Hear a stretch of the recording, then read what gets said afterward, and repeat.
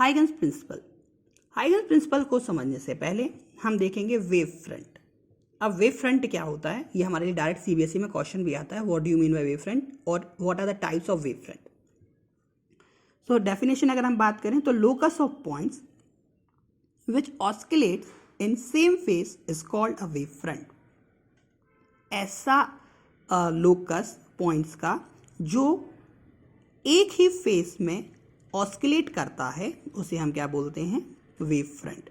और wave front is defined as surface of constant phase, मतलब कि ऐसी सरफेस जिसके हर एक पॉइंट पर जो फेस एंगल होता है वो क्या होता है, कांस्टेंट होता है, उसे हम बोलते हैं वेव फ्रंट। इसके टाइप्स क्या हैं, spherical wave front, cylindrical wave front end planar wave front. देखें कैसे। अगर मान लो हमारे पास एक ये सोर्स है, यहाँ सोर्स से लाइट निकल रही है चारों ओर ये जा रही है, तो पर्टिकुलर टाइम में यहाँ से वो यहाँ पहुँची, उतने टाइम में यहाँ पहुँची और उतने टाइम में यहाँ पहुँची।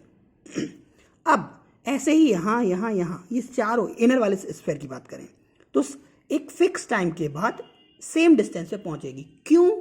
क्योंकि हम जानते हैं लाइट की स्पीड कांस्टेंट है और टाइम कांस्टेंट है, तो डिस्टेंस भी क्या होगा, कांस्टेंट। तो चारों ओर हमारे पास कैसा हो जाएगा, एक सेम डिस्टेंस पर कुछ पॉइंट्स आएंगे और वो जब सेम ही फेस एंगल पर ऑस्किलेशन करते हैं तो उसे क्या बोलते हैं, वेव फ्रंट। तो इसे क्या बोलेंगे, स्फेरिकल वेव फ्रंट।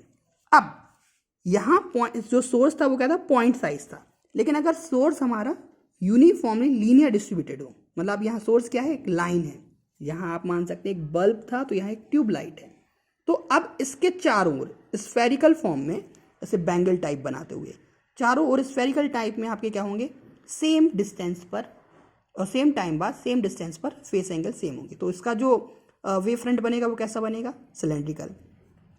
और जब हम बात करते हैं बहुत दूर वाले पॉइंट की तो वहाँ कैसा बनता है, प्लेनर। मतलब कि अगर हम बात करें कि हमें एक पॉइंट ले लेते हैं, यहाँ से हम बात करते हैं, ये पॉइंट है, इससे स्फेरिकल वेव फ्रंट बन रहे हैं, लेकिन हम डिस्टेंस बढ़ाते जाएं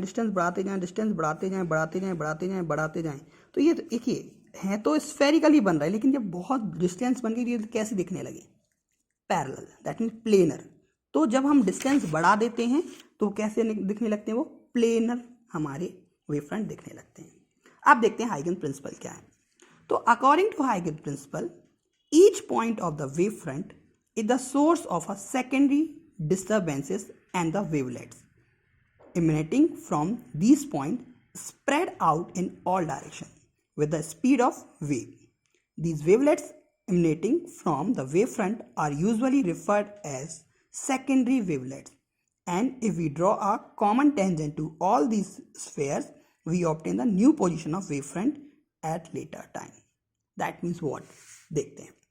इन्होंने कहा कि अगर किसी सोर्स के कारण कोई हमारे पास वेव फ्रंट आया, आप केवल इनर वाले को देखिएगा प्लीज, अगर कोई वेव फ्रंट आया तो अब ये वेव फ्रंट का हर एक पॉइंट जो है वो एक नए सोर्स की तरह काम करेगा। मतलब कि जैसे ये सोर्स था तो ऐसे इसका ये वाला पॉइंट भी किस तरीके से काम करेगा, एक नए सोर्स की तरह काम करेगा।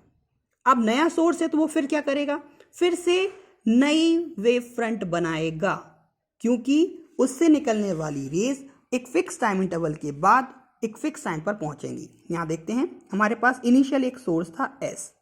अब हमारे पास जब इनिशियल सोर्स S था तो पहला इसका जो वेव फ्रंट है, फर्स्ट देखिए ये वाला, ये हमारा पहला वेव फ्रंट बना किसी टाइम पर।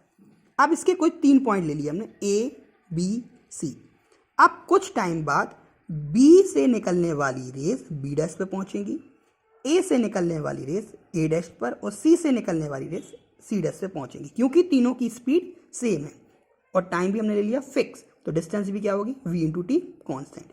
अब जब ये वेव से ये जो पॉइंट थी ये क्या एक नया सोर्स की तरह काम कर रहा है, तो सोर्स से निकलने वाली वेव यहाँ पहुंची B डैश, A डैश और C डैश। अब हम इसको टेंजेंट बना दें, इनको ड्रॉ कर दें, तो अब हमारे पास ये जो सेकेंड वाला ये लाइन दिख रही है, वेव प्लेट दिख रही है, इसे हम क्या बोलेंगे, सेकेंडरी वेव, या इसको भी हम क्या बोलेंगे, सेकेंडरी वेव। मतलब कि शॉर्ट में देखें तो किसी सोर्स से निकलने वाले वेव फ्रंट का कोई भी जो पॉइंट होता है वो सोर्स की तरह काम करता है और उससे जो एक नया वेव फ्रंट तैयार होता है वो हमारे लिए सेकेंडरी वेवलेट कहलाता है या सेकेंडरी वेव कहते हैं। यही हाइगन का प्रिंसिपल था और इसी प्रिंसिपल के बेसिस पर इन्होंने भी अपने फिनोमेना दिए, जैसे कि reflection of light on the basis of हाइगन प्रिंसिपल। अगर हमें आता है कि हाइगन प्रिंसिपल के अकॉर्डिंग रिफ्लेक्शन को प्रूव करिए या रिफ्रैक्शन को प्रूव करिए, तो हम कैसे करेंगे यहाँ देखते हैं।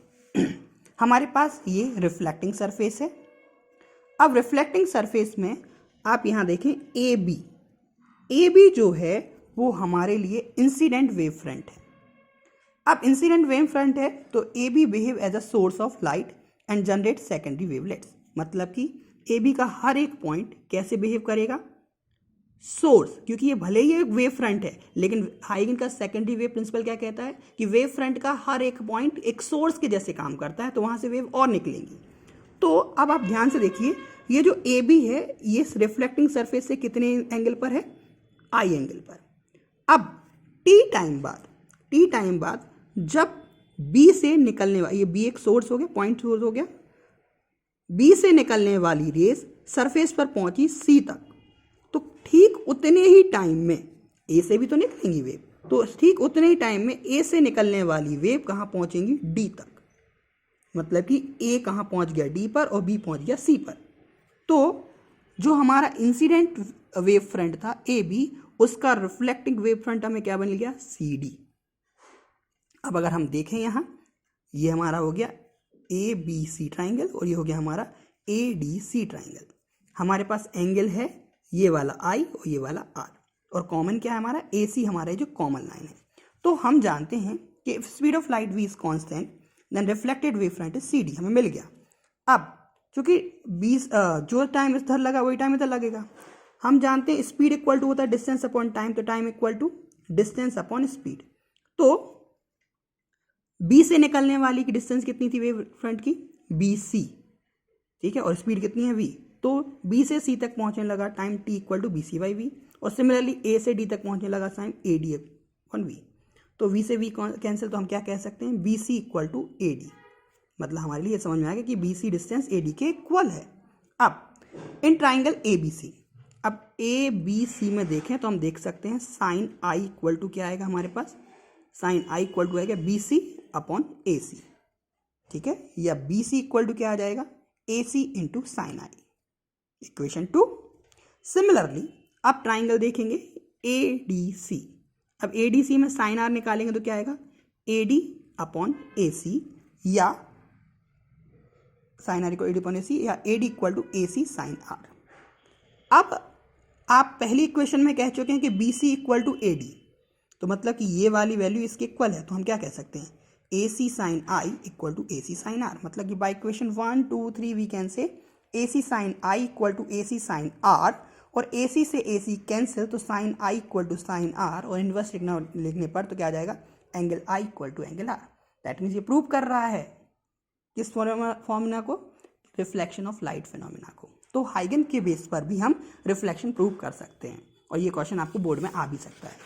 अब सिमिलरली अब अगर हमें प्रूव करना है refraction of light on the basis of हाइगन प्रिंसिपल, तो कैसे करेंगे, बिल्कुल सिमिलर। माना कि ए बी एक वेव फ्रंट है जो कि एक रिफ्रैक्टिंग सरफेस पर एंगल आई से इंसिडेंट है। अब चूंकि ये मीडियम रेयर है या मीडियम डेंसर है, तो मीडियम अलग अलग होने पर वेलोसिटी अलग अलग होती है। हम ये नहीं बोलेंगे वेलोसिटी सेम है। तो यहाँ हमने माना वेलोसिटी v1 और इस मीडियम में माना वेलोसिटी v2। अब जितने टाइम में B से निकलने वाला सेकेंडरी वेव C पर पहुंचेंगी, उतने ही टाइम में A से निकलने वाली सेकेंडरी वेव D तक पहुंची। तो हमारे पास जो नया वेव फ्रंट बन गया वो क्या बन गया, CD, और इसका मीडियम से इंक्लिनेशन कितना हो गया, एंगल R। अब यहाँ भी टी टाइम लगा, तो टी टाइम लगा तो हम क्या बोलेंगे, डिस्टेंस अपॉन वेलोसिटी, वही बोला पुराना। तो क्या आएगा, डिस्टेंस कितनी, BC, और वेलोसिटी हो गई v1। अब यहाँ v नहीं लिखेंगे, और सिमिलरली यहाँ क्या लिखेंगे, AD अपॉन v2।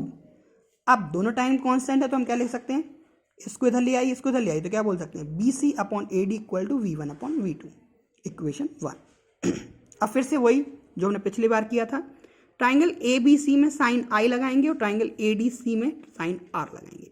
यहाँ साइन आई लगाएंगे तो क्या आएगा, BC अपॉन AC, और बी सी इक्वल टू क्या आ जाएगा, ए सी साइन आई।